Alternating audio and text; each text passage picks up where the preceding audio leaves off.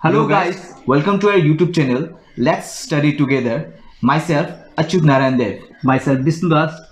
हम लोग मिनेर्वा coaching institute Assam से जुड़े हुए हैं। सो गाइस, अभी देश भर में कोविड-19 की वजह से लॉकडाउन चल रहा है जो कि 17 मई तक एक्सटेंड किया गया है और हम लोग को ये भी नहीं पता कि और कितना दिन जारी रहेगा, बट इसके वजह से स्टूडेंट्स को पढ़ाई में मुश्किल हो रही है। इसीलिए हम लोग क्लास 9 और 10 के मैथ्स और साइंस को इंक्लूड करके कुछ ट्यूटोरियल वीडियोस ला रहे हैं ताकि आप लोगों को घर बैठे ही कुछ पढ़ने में आसानी हो।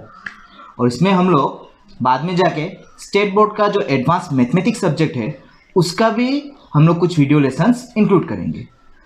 सो इनिशियली हम लोग हिंदी में बात कर रहे हैं क्योंकि सभी को समझने में आसानी हो, बट अगर फिर भी आपको मुश्किल होती है तो हमें नीचे कमेंट्स में बताइए, हम लोग आपके सूटेबल लैंग्वेज के हिसाब से वीडियोस बनाने का ट्राई करेंगे। So let's get started.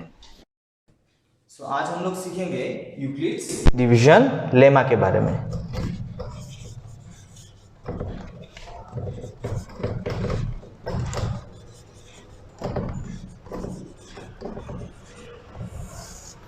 ठीक है, तो यूक्लिड्स डिवीजन लेमा में बेसिकली क्या होता है, हम लोग को मिलता है a equals to B Q plus R, जहाँ पे r का कंडीशन होता है greater than equal to 0 and less than b।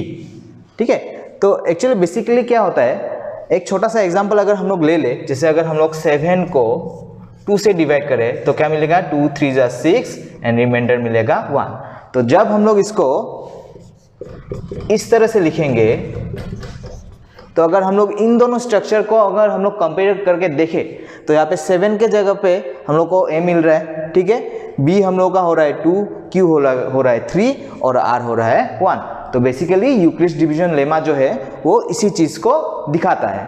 So full form of Euclid's division lemma actually क्या होता है, if we have any two positive integers a and b, then we will find some positive integers q and r such that a equals to bq plus r, where condition of r is greater than equal to 0 and less than b। so ये है हम लोग का full statement of Euclid's division lemma, जो आप लोग book से भी अच्छे से पढ़ के देख सकते हो। तो एक छोटा सा एग्जांपल ले लेते हैं हम लोग, 16 एंड 6 को लेंगे। ठीक है, तो नॉर्मली हम लोग क्या कर सकते हैं, यूक्लिड्स डिवीजन लेमा को हम लोग यूज करके किसी भी दो पॉजिटिव इंटीजर का हम लोग एचसीएफ निकाल सकते हैं। ठीक है, तो उसको कैसे निकालेंगे अभी देख लेते हैं हम लोग। तो यहाँ पे हम लोग क्या करेंगे, अगर यूक्लिड्स डिवीजन लेमा को हम लोग यहाँ पे यूज करें तो पहला जो चीज हम लोग को मिलेगा वो होगा हम लोग का ये। ठीक है, करेक्ट, एकदम करेक्ट है, ठीक है नहीं। तो यूक्लिड्स डिवीजन लेमा से हम लोग को ये मिल गया। तो अभी क्या होगा, इस प्रोसेस को हम लोग तब तक आगे बढ़ाते जाएंगे जब तक हम लोग का रिमाइंडर 0 नहीं होगा। और वो भी कैसे, हर स्टेप में, हर नेक्स्ट स्टेप में हम लोग पहले के डिवाइजर को उसके रिमाइंडर से डिवाइड करेंगे। ठीक है, तो यहाँ पे डिवाइजर क्या है, 6 है, रिमाइंडर क्या है, 4 है। तो 6 को भी हम लोग 4 से डिवाइड करके देख लेते हैं।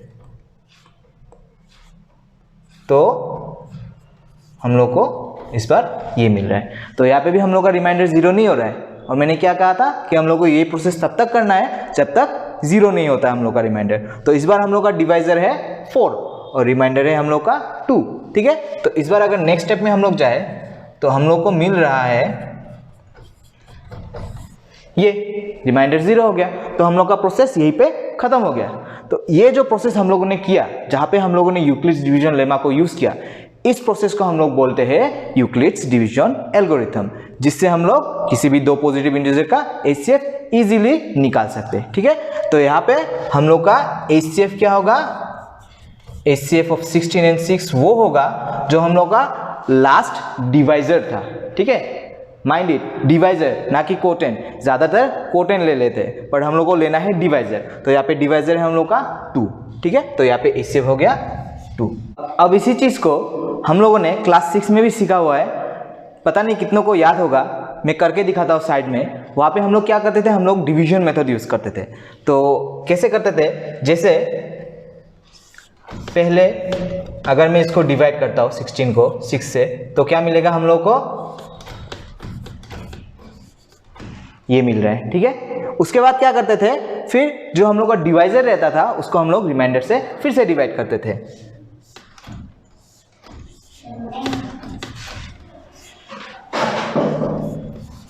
और ये चीज हम लोग तब तक करते रहते थे जब तक हम लोग का रिमाइंडर 0 ना आता हो, ठीक है। तो हम लोग इसको फिर से कर सकते हैं क्योंकि यहाँ पे हम लोग का रिमाइंडर 0 नहीं है, ठीक है।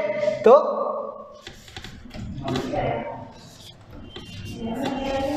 यहाँ पे हम लोग का रिमाइंडर 0 आ गया, मतलब सेम टू सेम। यहाँ पे भी हम लोग को रिमाइंडर 0 चाहिए होता था, यहाँ पे भी हम लोग को रिमाइंडर 0 ही चाहिए, मतलब दोनों सेम ही प्रोसेस है। बस यहाँ पे हम लोगों ने इसको लीनियर प्रोसेस में किया और यहाँ पे हम लोगों ने डिवीजन प्रोसेस में किया, ठीक है। तो यहाँ पे भी हम लोग का एचसीएफ क्या होगा, जो है हम लोग का आखिरी डिवाइजर मतलब 2।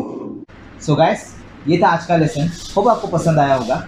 तो यूट्यूब में कभी कभी हम लोग लाइव आने का कोशिश करते ताकि आप लोगों के सवालों का जवाब दे सकें। और अगर आपको ये वीडियो अच्छा लगा तो लाइक कीजिएगा, चैनल को सब्सक्राइब कीजिएगा और ये वीडियो शेयर ज़रूर कीजिएगा ताकि ज़्यादा से ज़्यादा लोगों तक ये वीडियो पहुंच सके और स्टूडेंट्स को हेल्प हो सके। और हाँ, नोटिफिकेशन बेल को प्रेस करना मत भूलिएगा ताकि जब भी हम लोग वीडियो पोस्ट करें उसका भी नोटिफिकेशन आपको मिल सके। तो मिलते हैं नेक्स्ट वीडियो में।